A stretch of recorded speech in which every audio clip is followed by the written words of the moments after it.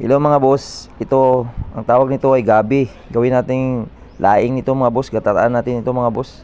Ayun mga boss, at nagkuha na ako ng gloves dyan mga boss kasi madagta yung dumidikit yan ng dagta niya sa kamay natin mga boss. Dapat mag gloves tayo dyan mga boss kasi didikit talaga yan ang dagta niya. Ngayon mga boss, at babalatan natin yan mga boss. Ayan ang ginagawa ko dyan, binabalatan ko yan mga boss. Napakabilis ko dyan mga boss. Nagka time lapse kasi tayo mga boss, kaya pinabilisan ko yan mga boss kasi matagal talaga yan magbalat dyan mga boss.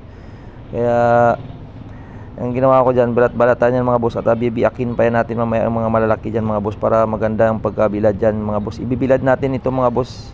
Alam mo nyo ba ito mga boss, napakasarap ito sa probinsya nito mga boss. Parang hindi nila sinasapak itong mga gabi doon, pero dito sa amin, nako, napakasarap ito mga boss. Gata saka taba ng baboy ramo o taba ng baboy o taba ay mga daing lang mga boss.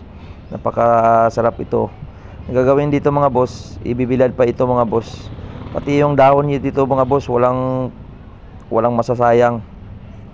Yan mga boss, inaimay-imay ko yung mga dahon dyan mga boss para ibibilad natin mamaya. Maganda ito mga boss pag mabilad dito ng kahit 2 araw lang.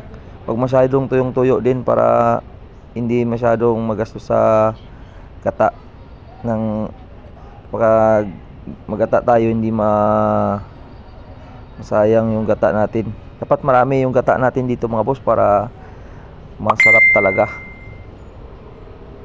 Yan mga boss, napaka sarap yan mga boss mamaya, at mga 2 araw nito pag bilad namin mga boss. Ayan na mga boss, at bibilad na natin ito mga boss. Ayan na, binilad na namin yan mga boss. Napakalinis na yan, hindi na natin hugasan yan mga boss, diretso na kasi natin yan lulutuin. Ayan na mga boss, tingnan nyo. Maraming salamat mga boss sa panonood. Like and share lang mga boss. Pag matuyo na yan, update nyo pag luto ko yan mga boss.